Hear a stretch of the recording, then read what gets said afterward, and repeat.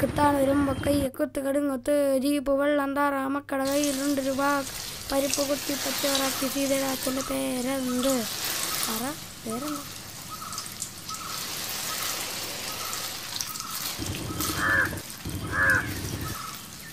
ഓ, അങ്ങനെ ഒരു ഓണം ഉണ്ടായിരുന്നോണ്ട് കഴിഞ്ഞല്ലേ. വിശ്വേട്ടാ, പിന്നെ ഈ മാസത്തെ ലോൺ എടുക്കുന്ന ഡേറ്റ് കഴിഞ്ഞല്ലോ. ഞാനിൻ്റെ കിട്ടുന്നിടത്തോളം ഓവർ ടൈം കയറാൻ നോക്കാം, എന്നാലേ നമുക്ക് പിടിച്ചു വയ്ക്കാൻ പറ്റൂ. എൻ്റെ വിശ്വേട്ടാ, ഇങ്ങനെ ശരീരം നോക്കാതെ ഉറക്കളച്ച് ജോലി ചെയ്താൽ വല്ല അസുഖവും പിടിക്കും. അതൊന്നും സാരമില്ല രാധേ, എല്ലാം നമ്മുടെ കുടുംബത്തിന് വേണ്ടിയല്ലേ. വിശ്വേട്ടാ, ഇന്ന് ഓവർ ടൈം ചെയ്യുന്നുണ്ടെങ്കിൽ വിളിച്ചു പറയണേ, ഞാൻ നാണപ്പേട്ടൻ്റെ ചോറ് കൊടുത്തു വിടാം. ഓവർ ടൈം ഉണ്ടെങ്കിൽ ഞാൻ വിളിച്ചു പറഞ്ഞേക്കാം. ശരി മക്കളെ. പിന്നെ വാസുവിതയുടെ കടയിൽ നിന്ന് വരുമ്പോൾ കുഴമ്പ് മേടിച്ചുകൊണ്ട് വരണം. അച്ഛൻ്റെ കുഴമ്പ് തീരാറായി. ഞാൻ മേടിച്ചിട്ടുണ്ടേക്കാം. അച്ഛാ തിരിച്ചു വരുമ്പോൾ കളർ ബോക്സ് വാങ്ങിച്ചോണ്ട് വന്നേ. കളർ ബോക്സ് മാത്രം മതിയോടാ, ബ്രഷ് വേണ്ടേ? അയ്യോ, അത് ഞാൻ ഓർത്തില്ല. മേടിച്ചോണ്ട് വരാം കേട്ടോ.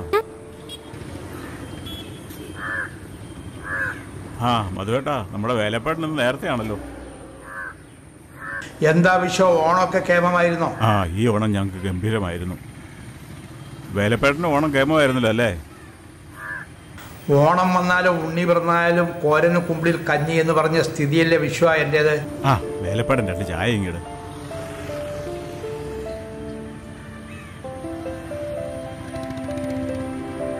എനിക്കിപ്പോൾ ചായ വേണ്ട വിശ്വ, ഞാനിപ്പോൾ കുടിച്ചിട്ട് ഇറങ്ങിയതേ ഉള്ളൂ. അത് സാരമില്ല, ഒരു ചായ കൂടെ കുടിക്കാം. വേലപ്പേട്ടൻ നമ്മുടെ സ്വന്തം ആളല്ലേ.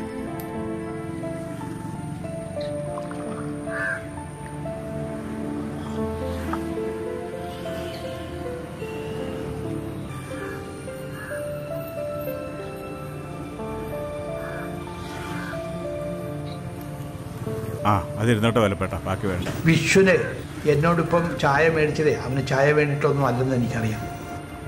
വിഷുവിന് എനിക്ക് മോനായി പിറന്നില്ല എന്നേ ഉള്ളൂ, അവൻ എൻ്റെ സ്വന്തം മോൻ തന്നെയാണ്.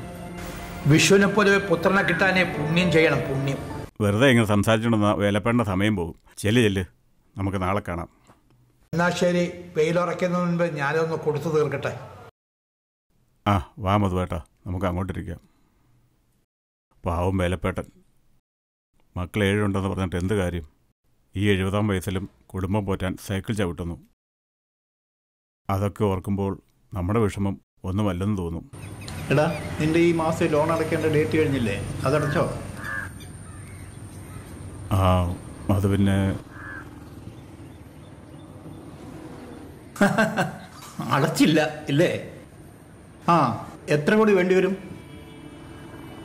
ഇനി ക്യാഷൊന്നും തരേണ്ട മധുവേട്ടാ, ഇപ്പോൾ തന്നെ ഞാൻ എത്ര രൂപ അങ്ങോട്ട് തരാനുണ്ട്. അതൊന്നും സാരമില്ലടാ, ഞാൻ ഒറ്റത്തടിയല്ലേ. ഇപ്പൊ നിനക്ക് ബാങ്കിൽ അടയ്ക്കാൻ എത്ര കോടി വേണ്ടി വരും അത് പറ. വേണ്ട മധുവേട്ടാ, ഞാനിങ്ങനെ ഏട്ടനോട് പണം വാങ്ങി ബാങ്കിൽ അടയ്ക്കാൻ തുടങ്ങിയ പിന്നെ മാസം തോറും ഞാൻ ഏട്ടൻ്റെ അക്കൗണ്ടിലേക്കും കൂടെ പണം അടയ്ക്കേണ്ടി വരില്ലേ? ഒന്ന് പോടാ, നീ അങ്ങനെ ഒന്നും വിചാരിക്കണ്ട.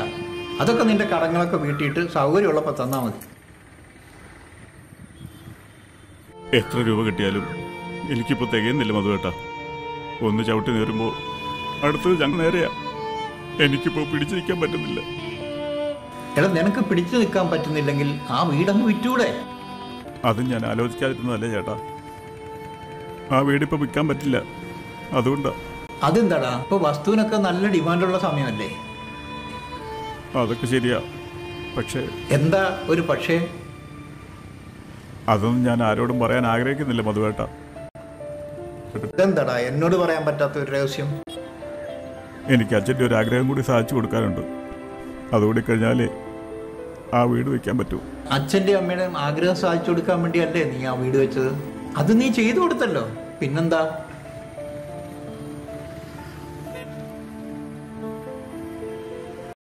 എടാ, ആ വീടും പുരയിടവും വിറ്റിട്ട് കുറച്ചുകൂടെ ദൂരെ മാറി വേറൊരു വീട് വാങ്ങിച്ചു കഴിഞ്ഞാൽ അതിന് അത്രയൊന്നും പണം വേണ്ടി വരില്ല. ബാക്കി തുക ബാങ്കിൽ അടയ്ക്കാമല്ലോ. ഏട്ടൻ്റെ നന്മയ്ക്കാണ് ഇതൊക്കെ പറയുന്നത് എനിക്കറിയാം, പക്ഷേ എനിക്കിപ്പോൾ ആ വീട് വയ്ക്കാൻ പറ്റില്ല. അതെന്താണെന്നാണ് എനിക്ക് മനസ്സിലാകാത്ത കാര്യം. ഏട്ടാ, അച്ഛൻ്റെ ഏറ്റവും വലിയ ആഗ്രഹമാണ് അച്ഛൻ മരിക്കുമ്പോൾ അമ്മയുടെ ചെതിയിരിക്കുന്നത് തന്നെ അച്ഛൻ്റെ ചെതിയിരിക്കണമെന്നുള്ളത്. അച്ഛൻ്റെ ആ ഒരു ആഗ്രഹം കൂടി എനിക്കൊന്ന് സാധിച്ചു കൊടുക്കണം.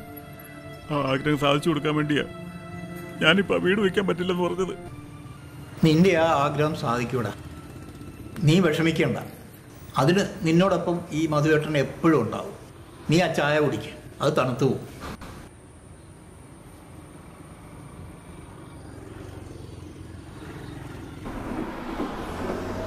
എന്നാ വാ, 1 മിനിറ്റ് വൈകിയ ശേഖരൻ മുതലാളിയുടെ വായിലിരിക്കുന്നത് കേൾക്കേണ്ടി വരും. ആ ശേഖരൻ മുതലാളി പിന്നെ സഹിക്കാം, ആ സുഭാഷിനെ ഒട്ടും സഹിക്കാൻ പറ്റാത്തത്.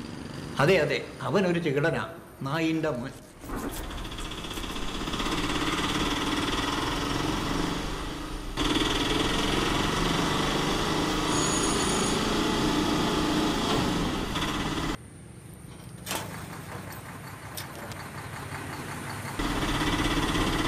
ചേട്ടാ ഗുഡ് മോർണിംഗ്. ആ താണ്ട ലോഡ് വന്നല്ലോ, എല്ലാവരും ഇങ്ങനെ വന്നേ. വാ വാ ഒന്ന് ഉത്സാഹിച്ചേ.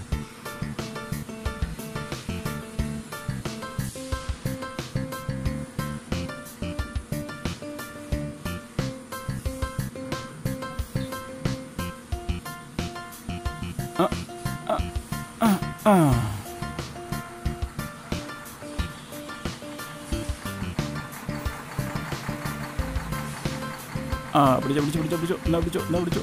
ആ ആ ഓക്കെ. ആ പാ പിടി മതി കേട്ടോ. ആ ആ ആ നിന്നാലെങ്ങനെ ആശ തീരും, നമ്മുടെ ആശ തീരും. ഒന്നും വിശേഷനെ ഞാൻ ചോറ് കൊടുക്കാൻ പോവുകയാണല്ലോ. അക്കരെ ഇക്കരെ നിന്നാലെങ്ങനെ ആശ തീരും. നമസ്കാരം നമസ്കാരം. അക്കരെ ഇക്കരെ നിന്നാലെങ്ങനെ ആശ തീരും, നമ്മുടെ ആശ ചേരും.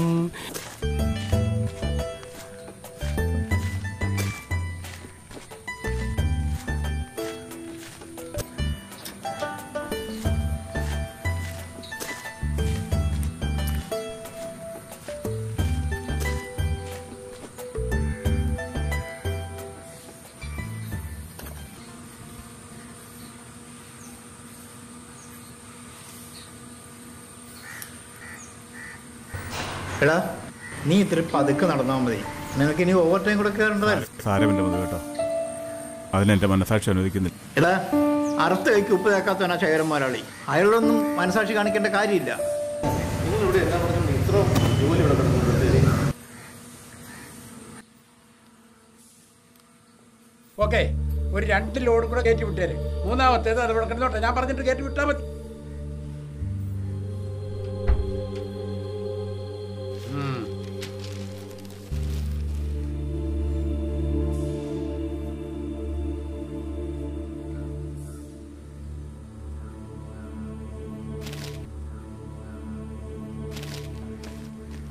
എന്താ ഇത്? കൊണ്ടുപോ.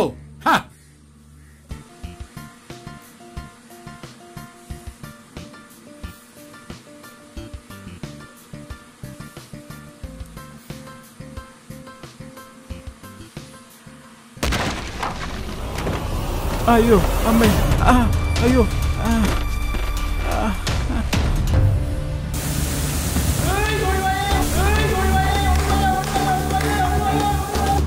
ഓടിവാടാ, ഓടിവാ, എല്ലാവരും ഓടിവാ.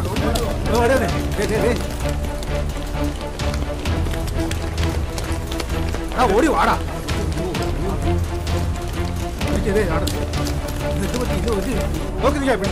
എടുത്തേ എടാ, എടുക്കടാ, പിടിക്ക്.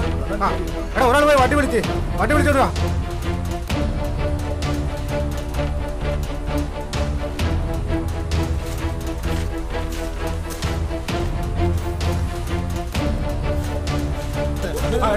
അയ്യോ, നമ്മുടെ വിജയനാണോ? അയ്യോ എന്റെ വിജയേട്ടാ, അയ്യോ എന്റെ വിജയ മുതലാളി, മുതലാളി, അയ്യോ മുതലാളിയെ വിജയേട്ട അപകടം പറ്റി, വിജയേട്ട അപകടം പറ്റി. എന്തിയാ മുതലാളി ഉണ്ടോ അവിടെ? അയ്യോ മുതലാളി, നമ്മുടെ വിജയേട്ടനും മധുവേട്ടനും നമ്മുടെ കമ്പനി വെച്ച് അപകടം ഉണ്ടായി. വിജയേട്ടനും മധുവേട്ടനും ആശുപത്രി അഡ്മിറ്റ് ചെയ്യാൻ കൊണ്ടുപോയിക്കുന്നതാണ്. എന്തോ? അയ്യോ